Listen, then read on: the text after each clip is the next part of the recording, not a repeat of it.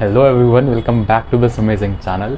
आई hope आप लोगों की स्टडीज़ बहुत अच्छी चल रही होंगी। You'll be in a very good momentum and जैसे जैसे टाइम आगे बढ़ रहा है आप लोगों का सिलेबस एफिशिएंटली ख़त्म हो रहा होगा। बहुत बच्चों की एक कॉमन क्वेरी आती है कि भैया is NCERT enough for NEET? क्या सिर्फ एनसीईआरटी पे फोकस करने से, एनसीईआरटी पढ़ने से हमारा सिलेक्शन हो जाएगा? In this particular video I will be giving you a honest answer. बिल्कुल सच बता रहा हूँगा, आपका दिल बहलाने के लिए आपको कुछ मिसगाइड नहीं कर रहा हूँगा एंड आई होप आपको ये वीडियो बहुत यूज़फुल लगेगी। The answer to this question is based on two perspective. पहला, अगर आपका टारगेट सिर्फ बोर्ड्स है, अगर आपका टारगेट बोर्ड्स में अच्छे मार्क्स लाना है, then you have to focus only towards NCERT. आप अपनी फिजिक्स, केमिस्ट्री, बायोलॉजी के एनसीईआरटी अच्छे से पढ़ें, उनके क्वेश्चन बैक एक्सरसाइज वाले अच्छे से लगाएं, इंटेक्स वाले अच्छे से सॉल्व करें और सिर्फ एनसीईआरटी पे फोकस करने पे आपके बोर्ड में अच्छे खासे मार्क्स आ जाएंगे। But when it comes to NEET the answer is quite tricky. सीधा आंसर बताऊं तो एनसीईआरटी इज़ नॉट इनफ। अगर आप ये देख रहे हैं कि हम मेरे पास सिर्फ एनसीईआरटी हो पढ़ने के लिए, सॉल्व करने के लिए, तो वो बिल्कुल भी इनफ नहीं है। आपका एक चीज़ होती है learning your concepts, understanding your concepts. तो उसके लिए अगर आप एनसीईआरटी पे प्रेफर कर रहे हैं तो उसके लिए एनसीईआरटी बहुत अच्छी है, बहुत बहुत प्यारी किताब है, बहुत अच्छी किताब है, काफ़ी इन्फॉर्मेशन दे रखी है। But clearing your concepts and applying them two questions, these two topics are way too different, है ना। सिर्फ कॉन्सेप्ट पढ़ने से you not learn that how to apply them to the questions।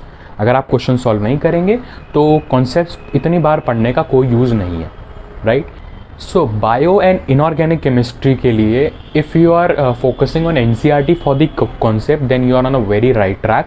और एनसीईआरटी इन दोनों सब्जेक्ट्स के लिए बहुत ज़्यादा काफ़ी है, प्रोवाइडेड कि आप एनसीईआरटी को ही 6 से 7 बार रिवाइज कर लें। बट अगर आपको क्वेश्चंस की अप्रोच सीखनी है आपको, क्योंकि नीट में सिलेक्शन क्वेश्चन सॉल्व करके होगा, कॉन्सेप्ट समझ के नहीं होगा, राइट। तो क्वेश्चन सॉल्व अगर आपको करना है तो आपको कुछ और क्वेश्चन बैंक या कोई और क्वेश्चन बुक ज़रूर रेफ़र करनी पड़ेगी, तभी जाके कोई भी चैप्टर या कोई भी इजी से इजी चैप्टर तभी जाके आपके ग्रिप में आएगा। And for physics, physical chemistry and organic chemistry NCERT से पढ़ना बहुत अच्छी बात है। आप पढ़ें एनसीईआरटी से भी क्वेश्चन बन के आते हैं। इन 3 सब्जेक्ट के लिए तो बहुत ज़्यादा इंपॉर्टेंट है कि आप क्वेश्चंस किसी और सोर्स से अच्छे लेवल के क्वेश्चन, अच्छी डिफ़िकल्टी लेवल के क्वेश्चन सॉल्व करें। ऐसे नहीं कि कोई आउट ऑफ सिलेबस क्वेश्चंस हैं, कोई जेईई एडवांस के क्वेश्चन आप सॉल्व करने, दैट इज़ नॉट नीडेड।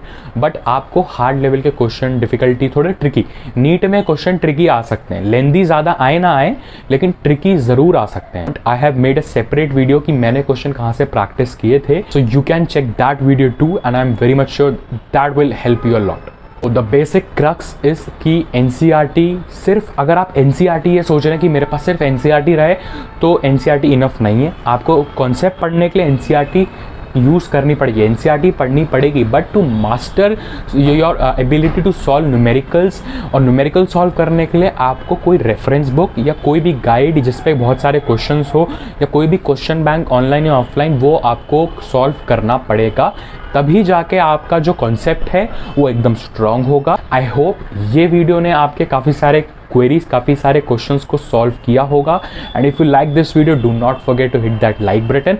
और अगर फैमिली में नए हो तो प्लीज़ सब्सक्राइब कर लो यार, बहुत यूज़फुल कंटेंट मैं अपलोड कर रहा हूँ और कोई भी आलतू फालतू प्रेडिक्शन नहीं कर रहा कि नीट 2022 कब होगा, ऐसी चीज़ है। तो please subscribe to this channel and I hope this channel will help you a lot to grow, to be motivated and to score well in your NEET. So till the next video, keep studying, take care, bye bye.